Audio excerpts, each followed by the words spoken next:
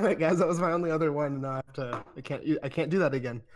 Oh, like you fucking idiot. Oh, All right. Hello and welcome to the first episode of Honors Film, a new podcast from me, Alec Christensen. and me, Noah Cope. Me, Quinn Pedersen Wilson. Me, Lucas Leonard.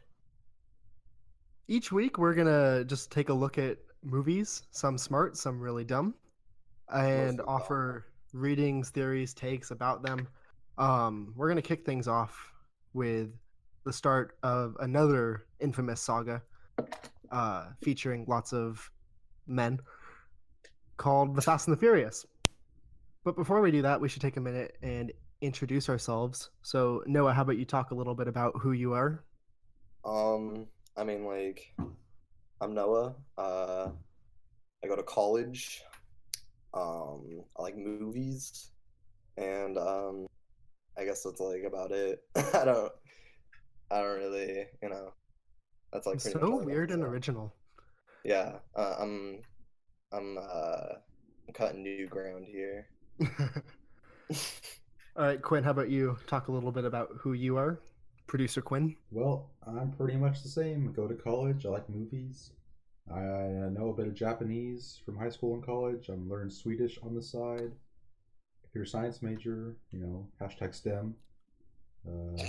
That's pretty much it. All right, and Lucas. Yeah, I'm Lucas Leonard. Kind of the same. I go to college, like movies. I'm a business major. And yeah, that's about it, really. I don't have anything that interesting about me. All of us were in film class in high school, except for Lucas, though. Yeah, I was in Just business discuss class about instead. that. We're high school friends who spread out around the world, around the state of Washington mainly. So it's the Last but not Canadian- least, I'm Alec Christensen. I am a college student as well. I'm studying English literature and film, and I'm excited to do this podcast. I do some radio stuff at my school, and I write for a magazine as well at our school. So to get right into it, let's talk about The Fast and the Furious. Before we give our theories, maybe we can just talk about our initial reception to the movie, how we felt about it. This movie's fucking tight. Yeah, I thought it was a pretty sick film that creates a really good series of movies. It kicks it off well. It kicks off the very deep and intricate lore of the Fast and the Furious. Surprisingly somewhat- lore. Yeah, which Surprisingly some would argue is much more in depth than something of the Lord of the Rings series, Game of Thrones. The Fast and the Furious is up there with those two, basically. It's And- very in depth. And this is all done without extra side content with Yeah, books they don't. and other shows and other content. This is all contained within movies and DVD extra shorts. Not even I think based off the a only, book. I think the only movie series that has maybe done more lore that's as stupid as these are probably the Transformers movies.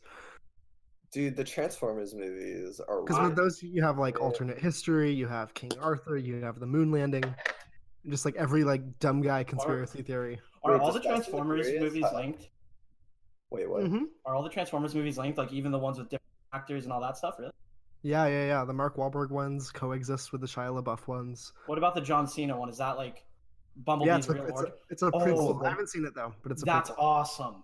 Yeah, It's a Bumblebee origin story. and just like the Transformers, these movies are kind of out of order as well. The Fast and Furious movies are out of order. But we're gonna focus on the first one, so we don't need to get too into the lore of these series. Have we all seen the first movie before we watched it for the pod? I have. Not me. I That haven't. was my I haven't first viewing. actually. I've seen it probably more times than I should admit, just because when I was a kid I thought it was fucking cool. But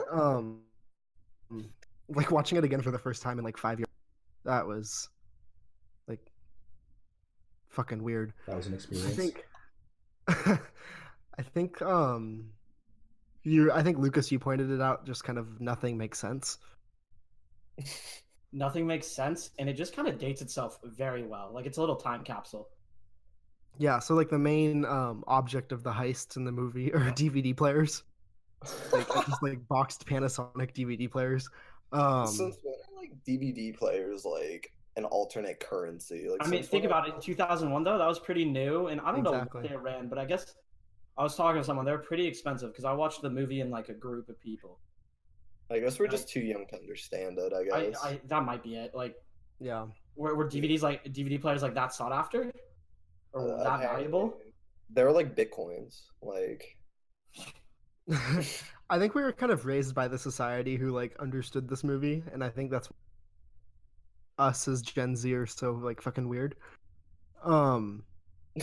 So like just like personal history, my dad, who this isn't like he didn't steal DVD players out of a truck, but he used to do this thing where he like sold cable boxes that you could like plug in and you didn't need to actually like pay for cable somehow. I don't know how he got it. Goodness. Yeah. And then he had all these I'm people coming to reporting. him and he was like very like Tony Soprano about it. Government flagged. I know. The podcast is flagged. And You good just thing the got- government's not shut down, or else there'd be someone monitoring this. You really just outed him on the internet. right. Holy cow, that's gonna live forever. It's We fine. can say It's anything fine. we want. We do have podcast rights. Well, the government's shut down right now, so we can say anything. It is a little risky up here in Canada though, because you may have seen on Twitter, we don't have freedom of speech when you're in Canada. Yeah, we've noticed that. I was told that by a friend of mine. It makes sense. That's like a lie that a lot of people seem to believe, and I don't think it's bad. I think it's just funny that it's such a pervasive thought in like Wait, you US. guys don't have freedom of speech? apparently not. No. Epic. I think it probably started with the whole like Jordan Peterson pronouns thing. room. But that's content for a future episode. We've got to talk about the Fast and the Furious. We're not going to get off track. Let's just Should we dive in with the theories? Do we have any other no, context let's, we want to like, give? talk about let's just like No. talk about like the highlights, things that stuck out. One thing that everybody liked about the movie, like just not even like, just that stood out. Exactly. Okay. Mine would be the montage when the SWAT teams are arresting like the rival gang, the biker gang, which is intercut with Dom and Letty like having sex in his workshop. Because I think like a basic thing you learn whether it's in film studies or film production is like if you're gonna intercut two scenes, they should like be related. So I think it tells you a lot actually about the director or the editor or the producers or whoever we want to blame for it, that seeing people get arrested is kind of like a sexual experience. Yeah. And I thought that was a really strange pairing that kind of gave a lot of insight. And I think you'll see as you listen to the show, at least with a lot of my theories, they revolve around sexual pathology. So that was something I picked up on. Yeah.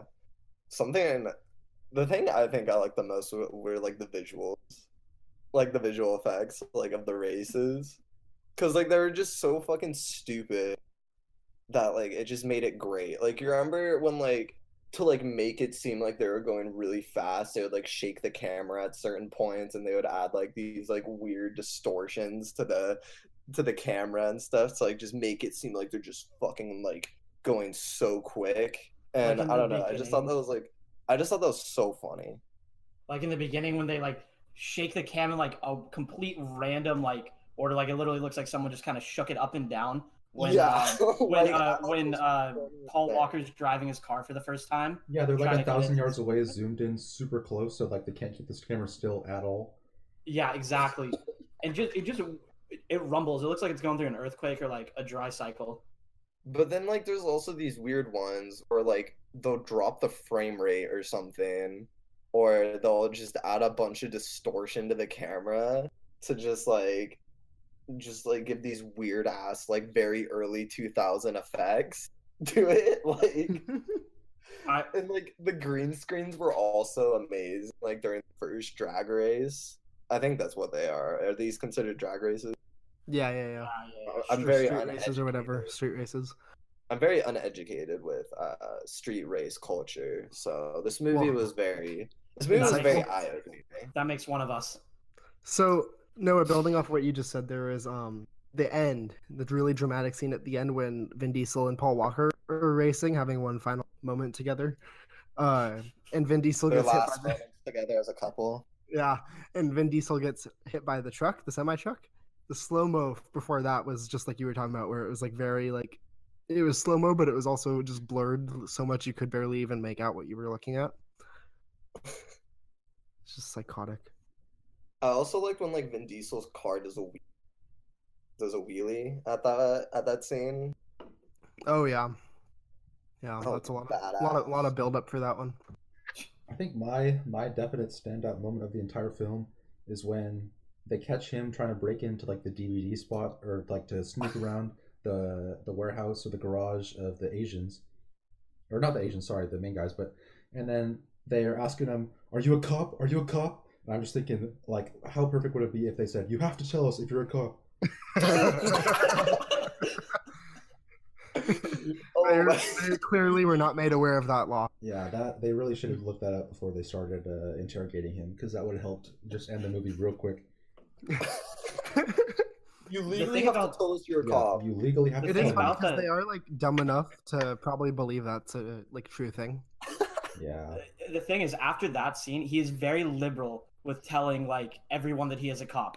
He tells his love interest in the story that he's a cop. He then tells Dom. He tells basically everybody that he's a cop. Like right after that point. He's not I good know. at being an undercover cop. Yeah, I don't think he Why gets did the he point. do it too? Like, why did he tell everyone that he's undercover? Well, I think at the end he kind of had to because Because Vince was dying. yeah. Whoa! Spoiler! Spoiler. spoilers. Spoiler for like an 18-year-old movie. Fuck Um, you, dude. I can't believe you so- said that.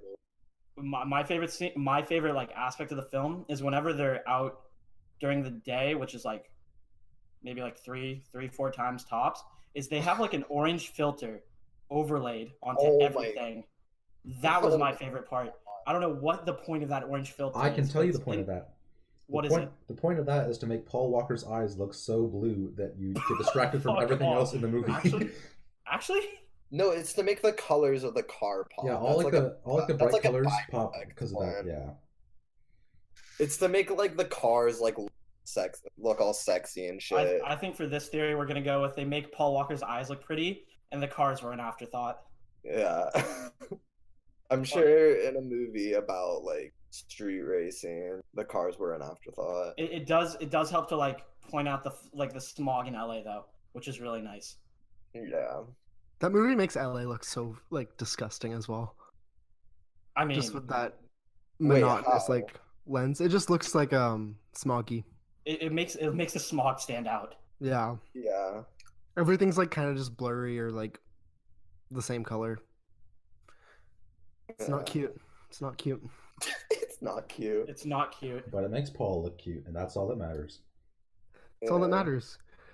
Because he's like the main character, right? Even like Vin Diesel, I think I later would say movies, but the first one, Paul Walker is kind of like our guy. I would say Paul Walker is like the main character for a while in those films. Yeah, I'd say they're like a main. I'd say they share. they share the responsibility. Well, Vin Diesel's a little Yeah. bit of a wild card because you don't know whose side he's going to end up on. I mean, you That's know, true. but you don't know. No, we know. Who's Oh, he we gonna? What other side would he have ended up on? I don't I know. mean, He could have been. Well, I guess he was stealing DVDs, but he could have not like, been in the later remorseful about films- it. In the later films, though, I hate to like bring up later films, but he kind of flip flops sides. He does. Wait, what? He's kind of an anti-hero later on. Like he Like works dude, with every movie, like Yeah. after like 5, like he's even after like 4, because he's like, Even af- well, in 6 they're working for the government, so it really gets weird. Yeah, Yeah. having not seen any of the other movies and only seeing this one, seeing the trailers for like when Vin Diesel's like doing crazy action stunts, like falling off of cliffs and shit, compared to like him just hijacking trucks in this movie. Like, what's the? yeah. This seems like almost like lower budget. I would love to. Well, compared to, yeah, like, the other I would films. love to do like a back-to-back screening of the first one and like the most recent one, because I remember I didn't see the Fate of the Furious, but Furious 7.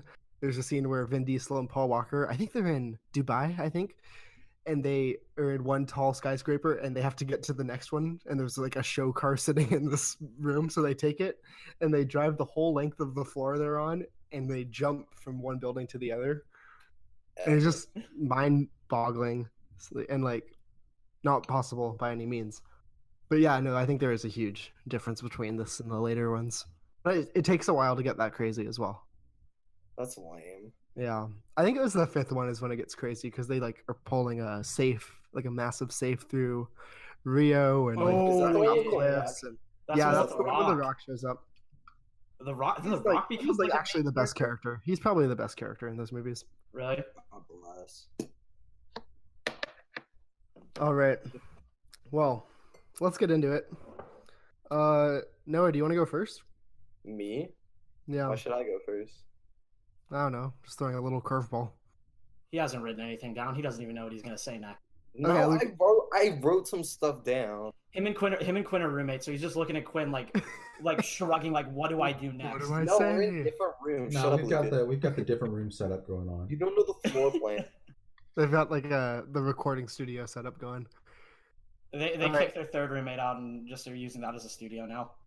Yeah. Yeah. All right, Lucas, you get us going then. Oh, dude, Yeah, it's start my us time to off with that shine. sweet, sweet.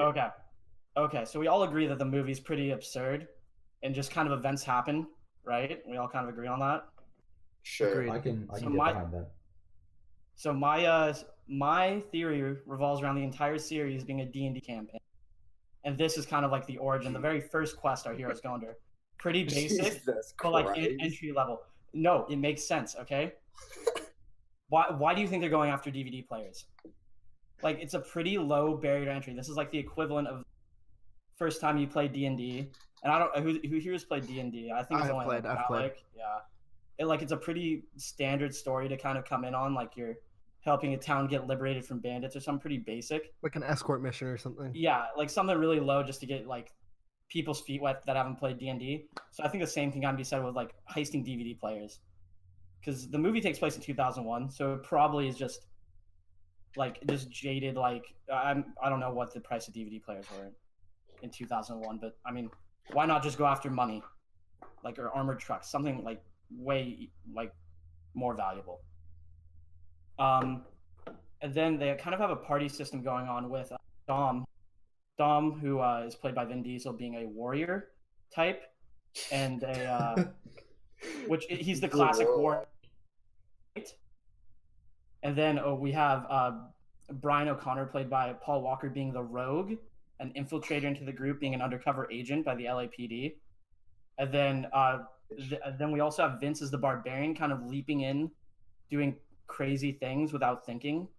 He's a very impulsive guy, as you can see when he's climbing onto the truck, and he has probably the most action scenes like in the movie. I would say that like are involved with actual stunts. And I think a little like side note on the Vince thing is for a critical fail, which is rolling like a 1 on a dice, is when Vince's arm is tied up in the cable when he's hanging in the final heist on the truck. So he just kind of gets tangled up. His arm gets like wrapped around this like cord made of like iron or something like that from a hook, a grappling hook or something like that. Never And lucky. just like I just don't get how that happens. He like it gets stuck on his arm, and like even in the final scene where they're trying to like get the medical aid to him, it's still on his arm. You know who really rolled a 1? Who? The truck driver. He misses every shot, pretty much. Ooh, actually that I was gonna say Paul Walker. Wait, how so? Wow. How does He rolled a 1 on drunk driving. Cut that Oh, out, please. the real life cut Paul that. Walker. no, No. we're keeping that in here. We're keeping that in there. it. Keep going, Lucas.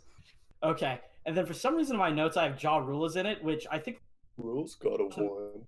I watched the movie late last night. You know, last minute prepper. I watched it like 9 o'clock, so I was typing, and I think I was just upset that Ludacris wasn't in the film instead, and they had Ja Rule in it for some reason. Because I was under the assumption I've never watched the first one. I've watched like 4, 5, and 6 only, and Ludacris is in it, and just I knew Ludacris was in the second one, so I assumed he was in the first. So I think I was just upset that Ludacris wasn't. Well, I was actually reading, not to detract from your theory, I was reading that they wanted Ja Rule in the second one, but he wanted too much money, so they replaced him with Ludacris. So, Luda. Luda. God bless. And yeah, and I think actually this is where I kind of need your help with this. I think the dungeon master is the Sergeant Tanner from the LAPD, the one barking orders. oh, you have names. Yeah, dude, I did a deep dive in on this movie, but I think it's Sergeant Tanner, the the bald white commanding officer over Paul Walker's character, always kind of shouting and telling Paul Walker to get the perps. So that's who I think the Dungeon Master is. Do you guys have any ideas on who it could be? Who the dungeon master is? Yeah, who's the Dungeon man Master? controlling? Who's the man controlling? I don't fucking- I think you're probably on the right track with him. Maybe the FBI guy though, because like the cops do kind of report to them, right? Yeah, that's true. But yeah. But I guess the FBI is also like fucking stupid in the movie, right? The whole point is like we need a local guy who knows the scene to figure it out. Well, yeah, because he's not a FBI agent. He's just LAPD. Right. He becomes like FBI somewhere later down the line. Wait, I thought he was like trying to become a detective. I thought he already was. Okay, everyone needs to rewatch the movie, then we can. No, Yeah, Paul, okay, Paul Walker. yeah, Paul Walker was pause, trying to become a pause. detective. What? Okay, but Whatever, it doesn't matter. That's Okay, like useless. so my idea about who the mob boss is, it's like the Asian gang leader, because that's the only way you can really explain him having a whole bunch of just random DVD players in his garage. That's like him trying to lead the group down on like a side quest, like a misstep, Yeah, or a like, little twist into the campaign. that's like when like one of the party members or one of the people in there does something just completely wrong, so you have to like revert them without telling them no, you want this instead. They're like, oh yeah, no, it's definitely the biker gang that stole all the electronics, and then they're like, well, no, they bought these 3 pallets full of DVD Like, players legally. Yeah, that is such a convenient detail, and that is something like any like dungeon master would do just to like mess with you and make the game even longer than it already is. Like you're going on hour 5 and you're like, I really just want to go home. I have home tomorrow, but Mhm. no, we got to finish this out. My lame Dungeons and Dragons story was like during the play with a group of people, and I only knew like 2 of this group. But then I would always just start thinking about fantasy and like want to go home and play The Witcher. So I would leave like Dungeons and Dragons early to go home and play another different fantasy game on my own. wow. That sounds fun. Oh, it was awesome. It's a good It game was- though. It's hard to blame you. Thank you, Quinn. Wait, what's wrong with D&D? Oh no, nothing. It's just like it is a really slow moving game. It You is, have to like and- have some patience to get into it. which is kind of where my theory falls apart. That's my little subtraction. Just because this Fast- movie not It, slow it's fast, and furious. fast and furious. That's what I'm saying. I don't know, actually, Lucas. I think that's like where your theory shines the brightest, because the movie kind of drags at like Yeah. So it might drag at the end, but the entire way through, it stuff just happens. You I know, don't like know, dude. nothing happens for a reason. Everything just kind of comes together. Like it just kind of they're all loosely connected. there's just like random ass events that happen. Yeah, there's like, oh, there's a street race tonight, so Paul Walker goes to it, does that. Oh wow, lost his car, but hey, I guess he's friends now with the other people since he picked up Vin Diesel while he's getting chased by the cops. Well, like any good game of Dungeons and Dragons has the writer forget what the story. That would kind of explain why there's like 3 climaxes to the movie too. Like you think you're done, but You think then like this is some shitty writer trying to a shitty dungeon master trying to like put a spin on it. Oh, you thought you were done, but you really aren't done. You thought you were done when they saved the guy from not dying on the truck, No, dude. and then you think you're Do done know who's the again. Dungeon Master, the freaking autistic geek. He's the real dungeon master, if you really think about it. I think that couldn't be farther from the truth. I think You that are guy. 100% Yeah, that was wrong. the worst. I think the that worst guy's definitely theory. the dumb No, fuck no, that they no, no, think invited about out it. of Please don't pity. tell me I took your theory and you're just trying to pivot it. Is that what you were gonna do? What do you mean? I took Noah's idea. He was gonna do a D&D campaign. No, he's got a different Oh. idea. Oh, he does. Yep, yeah, he's got Yeah. something. But yeah, and then at the end, it's when everybody except 2 other people left the Dungeon Master's house. So that's how you get the little Paul Walker Vin Diesel race at the end. A little coda because like everyone had to go home. Yeah. Everyone had to go home for their curfew. It was Like at bedtime. this point, it's 1 a.m. and like you either had school or work tomorrow. And the 2 people that are in between jobs and don't go to school are still playing. But yeah, that's my theory. The locals are Wow. remaining. All right. Very good. Oh. Okay, I'm gonna go ahead and give mine now. So mine I kind of titled this theory, working title is Fake Family, Fake Friends. And to preface, like Fast and Furious, first and foremost, it's not about cars or racing or the need for speed or the law. It's about It's about Corona. Oh. and Corona.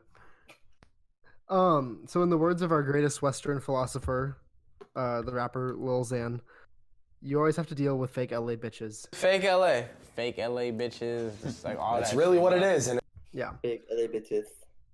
So Dominic Toretto is at the top of his game, but only by like dumb guy 2001 standards, because he has a car and a badass girlfriend, but she only exists like in and around him and because of him, and friends who make him look really smart by comparison, but that's only because he surrounds himself with even dumber people, like most notably Vince, I think, is the primary example of that. I don't know. I kind of like Vince's fashion. Are you telling me the man wearing a red camo tank top under a mesh tank top is the dumb one? Well, no, I'm going to tell you the dumb one is actually Brian O'Connor, because he comes in and the first scene we see with him is him learning how to like basically drive, and he's like fine, he's not that good. But the second scene with him is him ordering a sandwich. And just to capture the man-child nature of these characters, he orders a sandwich and asks the waitress to cut the crust off. To cut the crust off. He's at least 25 years old. He's probably old, and he wants the crust cut off his sandwich. All right. And although this is like a minor detail in the film, it's important in building character. All right. I'd like to say something actually. Alec, you're like way too judgmental about how people eat food. Are you really gonna get on the soapbox and defend the guy who wants his crust cut off right now? Are you kidding me? Are you kidding me? Dude, if a man wants his crust cut off, he can get his crust cut off. That is a hill to die on. That is a hill to die on. Just like context for the listeners, Noah's really bitter that I criticize him for liking ranch, but it's only because he drenches. I don't fucking drench disgusting. It. Oh my god. Anyway, moving on. Ranch is like a legitimate and like good dipping sauce. We'll save that for our episode about sauces. Episode like 4. Ranch gang. So, I guess like the crux of my theory is that Fast and Furious is a movie advocating against making new friends, which is like a lesson I've taken to heart because I haven't made any new friends since meeting you guys.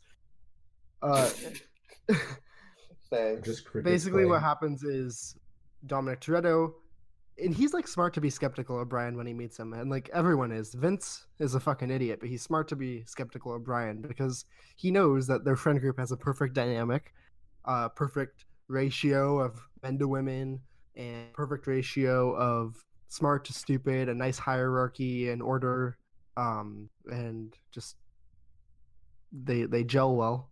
Wait, I have a quick question. Might I add that they hang on. We got to keep going. Oh, actually, Lucas, say what you're gonna say because that's on my list. You go ahead and say it. So might I add that they've known each other for like ever. So he really should be skeptical of Brian since the third grade. Since the third grade. And there's this random new guy that no one's ever seen before. He just started street racing in LA, but he's like trying to be in their crew. Like that's suspicious. It's very suspicious. However, it might be wise of me or easy of me to argue that Brian O'Connor is like the fake LA bitch that ruins the whole friend group here. However, I'm not going to cop out that easily, and I'm going to argue that Dom actually does it himself because instead of honoring his third grade friend, his best friend since childhood, he trusts this new guy. And it's kind of like when you have a good friend who chooses a new friend over you. And it makes you feel really bad and it's really sad. And that's what Dom does to Vince. And even though like Vince, I just like he dies in Fast 5 and like God bless. Whoa. But, oh my god. Whoa. I cannot believe you just spoiled that for me. Dude, you're destroying it. He's the fashion icon, you fucking prick. No, I do feel bad for him because his best friend betrays him and kind of like I'm pretty sure he goes to jail after the helicopter picks him up. Oh no, he definitely goes to jail. And then he like moves to Brazil, which is like peak dumb guy. Like what to do when you get out of prison is to move to Rio. Is that it? Is that is that peak dumb guy? Is when you get out of prison, go to Brazil. Wait, can you explain that? Like why is moving to Rio The after dumb being guy out? part of that. Why is Yeah, that why the is dumb that part dumb of it? guy? Why is that the dumb guy part, or why is that dumb? Because why is it dumb is like Rio's the place, like Rio's like Dubai, where like everyone's like, oh, it's gonna be so cool and awesome, and it's like fine. I don't know that many people who compare to like Dubai. I think they're just overrated places to travel. I think that's kind of what it comes back to. Okay. Oh, it's one of those things you'd visit on vacation, and you're like, oh, this would be cool to live here, but you wouldn't actually live there. Like I've never met anyone who loves Rio or like genuinely loves Dubai. I've met people who like have been there and been like, yeah, it's fine, but no one wants to like live there. So it just Fair makes enough. sense that this like complete fucking idiot would get out of prison and be like, oh, I'm gonna go find my. And he literally says, if you watch Fast Five, I just headed south and I didn't stop till I got here. He's like probably one of those guys that like sees in a movie where someone's like, I'm moving to Venezuela, they don't extradite. He's like, they can't freaking catch me there. On my Julian Assange shit. Jesus. So I think that's kind of the crux of my theory is that you just can't trust anyone. And when Dom starts to trust someone, he gets betrayed by his new friend. Like forgives him pretty quickly for it, but it is a betrayal nonetheless. Okay.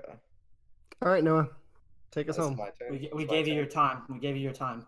All right. Hopefully you've written something down. Hopefully you learned to read and wrote something down. Oh dear. I wrote it on my air mattress while you were talking.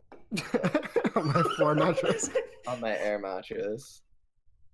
So my theory is a very intricate, well thought out theory, and that's basically that. Dude, the stalling. This does the not bode stalling. well for the theory. This is like a high school presentation. Like my presentation about Dracula is it's about Dude, the famous character Dracula. All right. Stop. Everyone be quiet. All right. You can't hear this, but Quinn's probably gonna edit it out. You can hear Noah tapping in Morse code, trying to see if Quinn can help him out. We've got one of those like Go phone ahead things. and There's like a stop. string. He's trying to whisper to me through the like across the hall. All right. Can I continue? Yes. You may. All right. So basically, my theory is that Fast and the Furious is the Call Me by Your Name of action movies. Awesome. Wow. We're gonna need a little context for those of us who have not Yeah, seen. that the doesn't movie. explain itself that well. Wait, how does it not? Have you guys not? Have you Give us guys not? theory. Give us the explanation. Just Oh, give us the okay. theory. So basically, my idea is that Paul Walker and Vin Diesel in this movie are like low-key gay lovers. All right. Low key. We're gonna need Okay. a little more. My theory spawned from the infamous crustless sandwich scene. Because because it's like it's meant to be hinted that like Paul is supposed to be interested in Vin Diesel's sister, but like there's that moment when he sees Vin Diesel from across the room, and he just can't help but look at it, and it like spends this like very long moment of him looking at him, and you know, if I've ever learned anything, that, like, you know, I think that makes you a little gay, right? So, can you overuse the bomb drop Just like sound effect? We'll have like sirens going like. Fellas, you ever make eye contact with another guy? Yeah. For like an extent. No, but then like it fits into like the like longing gazes they have into each other's eyes. Like the only time that's happened to me is when you're trying to get something, trying to get a little something, and they have those moments where they're just like looking into each other's eyes from like each other's car, and it's just like, all right, this seems a little more than just, you know, friendly. Does that mean that Vince has like near perfect gaydar? Because if we recall at the beginning, Vince calls it at like minute 3. he calls it like 10 minutes into the movie with you can get a burger at Fatburger for $3, and then drops the F-bomb. Bomb drop. F slur. I mean, like, these motherfuckers make me look pretty hetero, like, is all I'm saying.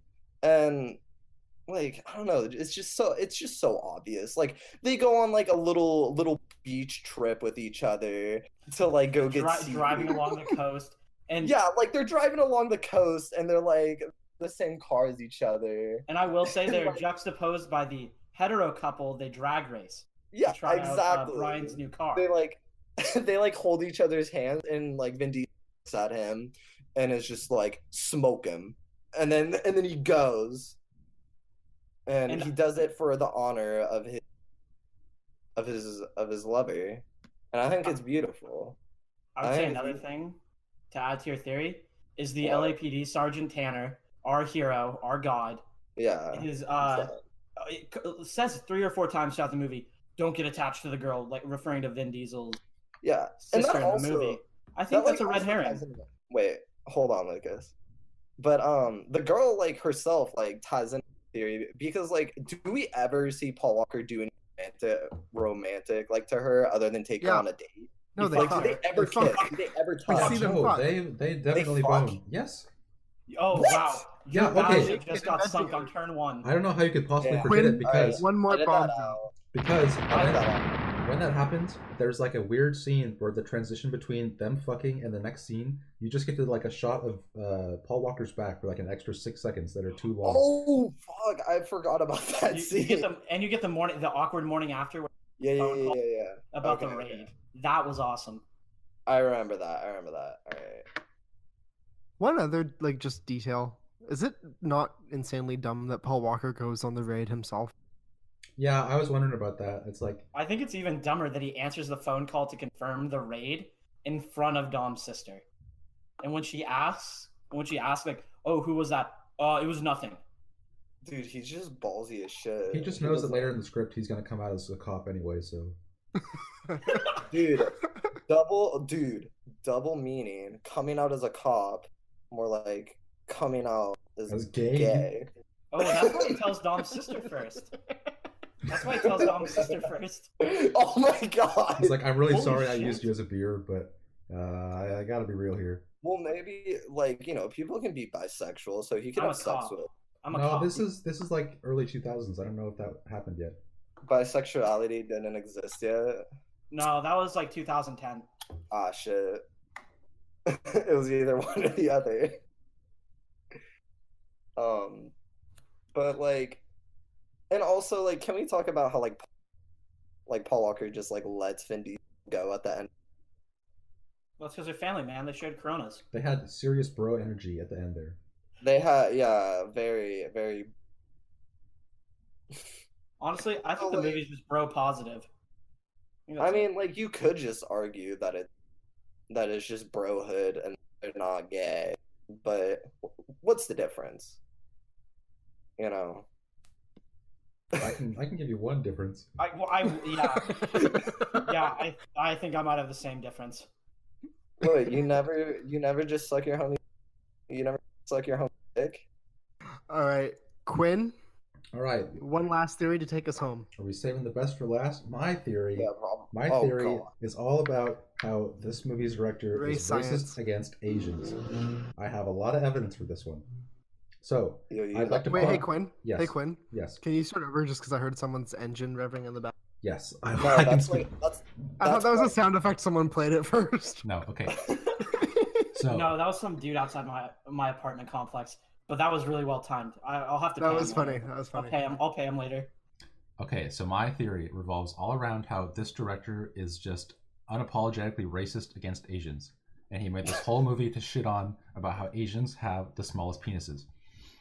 So if we look at it, the big bad like the big race, the all-encompassing like holy grail of races is called the race wars. I mean, like right there, that's evidence number 1.